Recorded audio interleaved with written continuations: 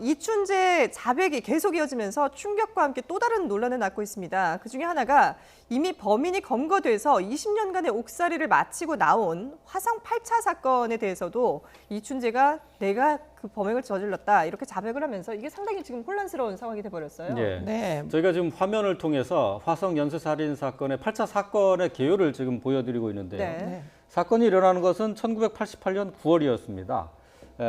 당시 13세였던 박모 양이 숨진 채 발견이 된 건데요. 자, 용의자 윤모 씨가 검거된 것은 1989년, 해가 바뀌어서 1989년 7월이었고요.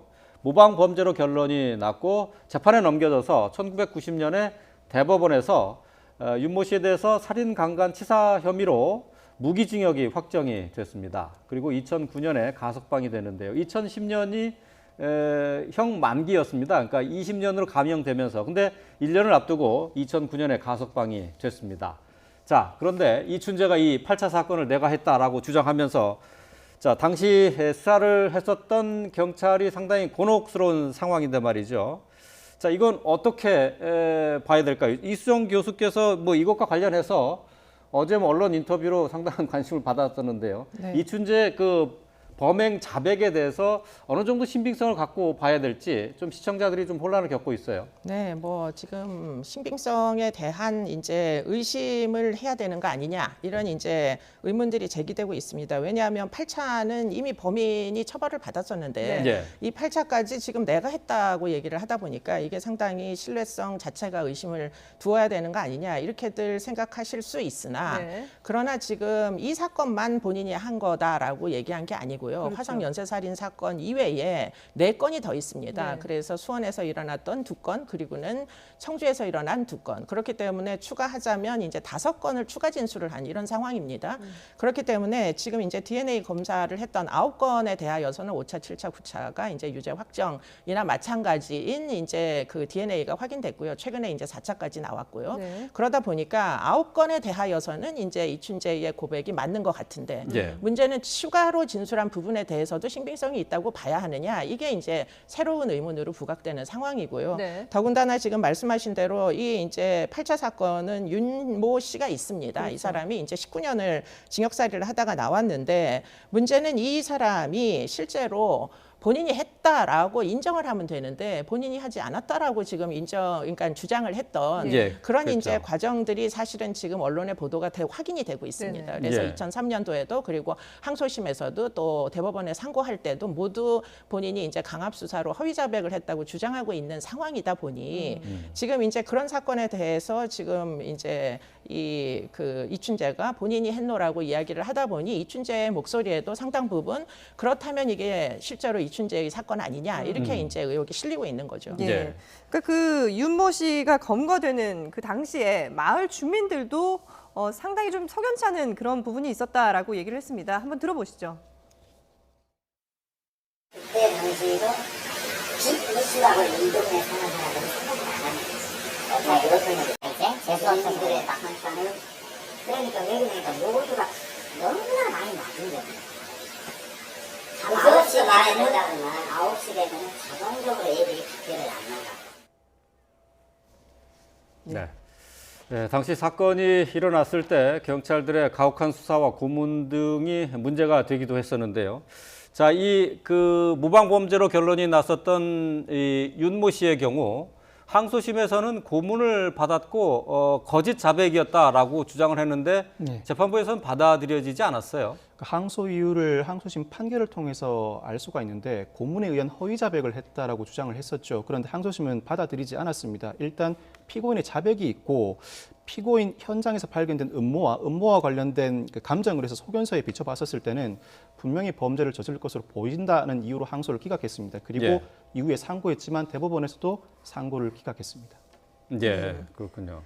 자, 근데 어쨌든 뭐 지금 뭐 경찰에서는 수사 과정에 그래서 이제 이거는 과학 수사의 개가다라고 이제 표현을 했었는데 말이죠. 네. 뭐 방사성 동위 원소에 대한 뭐 분석도 있었고 네. 혈액형에 대한 얘기도 있었고 족적에 대한 얘기도 있었고 뭐 여러 가지가 얘기가 있었었는데 네.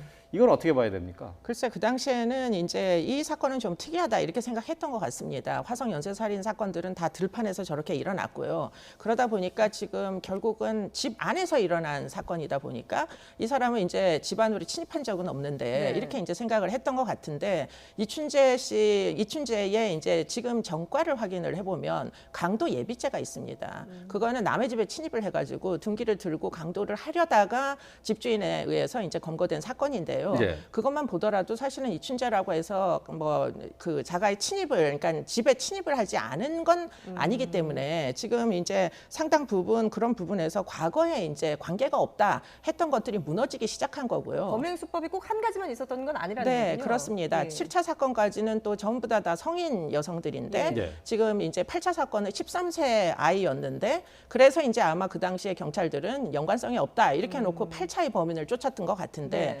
문제는 이춘재도 9차 사건이 13세 여아에 대한 성폭행이거든요. 네. 그러다 보니까 지금 이제 그 당시에 이춘재와의 일관성이 떨어진다라고 생각했던 모든 가정이 이제 와서 보니 이춘재의 과거력으로 봤을 때 그렇지 않다라는 결론들도 이제 추정들도 할 수 있어가지고 네, 예. 당시에 이제 뭐 여러 가지 과학 수사의 기술들 티타늄이 검출됐다 하는 네. 것도 사실은 이건 DNA 검사가 아니기 때문에 범인 1인을 특정할 수 있는 기술은 아닙니다. 네. 뭐 철을 다루는 쇠를 다루는 직업에서는 대부분 이런 종류의 이제 어떤 티타늄 성분, 철분 성분 같은 것들이 발견될 수 있기 때문에 채모 6가닥에서 나온 티타늄이 꼭 지금 윤 씨를 특정하는 게 아니란 말이죠. 그러다 보니까 그때 그 당시에 확실한 증거들이 그게 정말 확실한 거 맞냐 하는 의문들이 이제 제기되는 거고요. 더군다나 당사자가 지금 이제 드디어는 이제 재심을 준비하기 위해서 변호사와 접촉을 하고 있다라고 알려지고 있어가지고 네.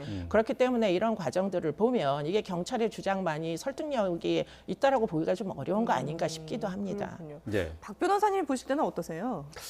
이게 결정적인 뭐 증거 가운데 하나로 이제 방사성 동위 네네. 원소 분석을 통해서 티타늄이 발견됐다 하는 것도 하나의 그 이유로 경찰이 내놓고 있는 거거든요. 혈액형과 함께. 예, 그 농기계 수리공이라는 점, 그 직업과 관련돼서 관련 그 원소가 검출됐다는 게 주요한 이유인데 네. 사실 재심이라는 게 쉽지가 않거든요. 재심은 재심 개시 결정이 먼저 이루어지고 그 다음에 심리가 이루어지는데 우리 형사소송법이 규정하고 있는 재심 사유는 원 판결에 증거된 증거가 위조됐거나 증언이 허위임이 판명되었을 때입니다. 그렇지만 고문에 의한 자백이라고 하더라도 그 자체가 재심 이유가 되지는 못합니다. 그래요? 다만 재심을 할 수 있는 또 다른 사유가 또 다른 사람이 범인이라는 증거가 명백하고 새롭게 현출됐을 때 증거의 신규성과 명백성이 인정됐을 때는 재심 이유가 됩니다. 결국 이춘재가 자백을 했다는 것이 재심 이유가 될 수가 있습니다. 그 과정에서 심리 개시 결정이 이루어지고 나면 그 심리 과정에서 그동안의 수사 과정에 문제점이 지적될 수는 있겠죠. 예. 그때는 법원이 애초 법원 판단이 적절했는지를 판단하는 게 아닙니다. 예. 처음으로 돌아가서 수사 단계부터 사건의 실체를 밝히를 작업을 하는 것이 재심 심리 과정이거든요. 네. 그 과정에서 충분히 논의가 이루어지지 않을까 싶은데 시간이 상당히 오래되다 보니까 어느 정도로 입증을 해내서 재심으로 이 결론을 뒤집을지는 상당히 의문이기도 합니다. 왜냐하면 재심 개시 결정이 이루어지고 재심으로 원 판결이 뒤집어지는 경우가 상당히 적기 때문입니다. 그러면은 방금 전에 말씀하신 것 가운데 그러니까 고문에 의해서 허위 자백을 했다라고 주장하더라도 재심 개시 결정을 받기는 쉽지 않다 그런 얘기인가요? 고문에 의한 허위 자백 자체만으로 재심 결정 사유는 아닙니다. 예. 그렇습니까? 그러니까 이춘재의 근데 지금 이춘재의 자백이 있기 예. 때문에 이 자체가 증거의 신규성과 명백성이 인정될 여지가 있어서 재심 개시 결정이 내려질 수는 있다는 말씀이죠. 그러니까 원래 재판에서는 어쨌든 그 허위 자백이라고 하더라도 고문에 의한 허위 자백이라고 하더라도 원 재판이 뒤집어지진 수는 않는다는 없습니다. 얘기네요. 그러니까. 그렇지만 재심 개시 결정이 이루어지게 되면 그 과정에서 허위 자백이 있었는지 여부, 당시에 항소심도 범행 수법을 소상히 진술하는 자백에 의심되는 부분이 없고 경찰이 가혹행위를 자행했다는 증거가 없다는 이유로 항소를 기각했었는데 네네. 가혹행위가 있었는지 여부를 시간이 오래되었다고 하더라도 경찰 자체적으로 충분한 조사를 해줘야 이 사건의 실체가 명백하게 밝혀지고 국민들도 의심을 거두어들일 수 있지 않을까 싶습니다. 네.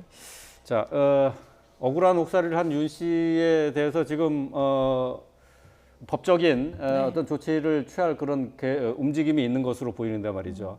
자, 이런 지금 8차 그 모방 범죄라고 경찰이 결론 내렸던 것이 이춘재 범행으로 이춘재가 본인 스스로가 자신이 했다고 한다고 하면은 이게 이춘재 말의 신빙성을 둘 수 있느냐 여기에 대한 얘기를 많이 하고 있는데 여기에 대해서 간단하게 뭐 어떻게 분석을 하세요? 글쎄, 그거는 그야말로 이제 뭐 어떤 직관적인 판단일 수밖에 없는 것인데요. 제 개인적인 의견은 이게 신빙성이 상당히 있어 보인다라고 생각할 네. 수밖에 없는 것 같고요. 지금 유달리 8차 사건만 지금 자기가 했다고 이야기를 하는 게 아닙니다. 나머지 사건들도 있기 때문에 그 나머지 사건들에서 진술 신빙성이 있다는 게 입증이 되면 예컨대 추가로 4건의 살인 사건이 더 있고요. 30건의 성폭행 사건이 있기 때문에 성폭행 사건의 피해자들은 모두 생존해 계십니다. 그렇기 때문에 그분들이 지금 이제라도 경기청에다가 얘기를 해주시면 이게 얼마든지 사실관계가 확인될 수 있어요. 예. 그런 개연성 상에 있는 것이 8차이지 8차만 따로 놓고 지금 얘기하는 게 아니기 때문에 예. 그렇다면 전반적으로 진술 신빙성이 다 있다고 판단을 한다면 그렇다면 8차도 역시 신빙성이 있다고 판단해야 되는 거 아니냐 이런 종류의 추론은 충분히 가능합니다. 예. 예, 알겠습니다.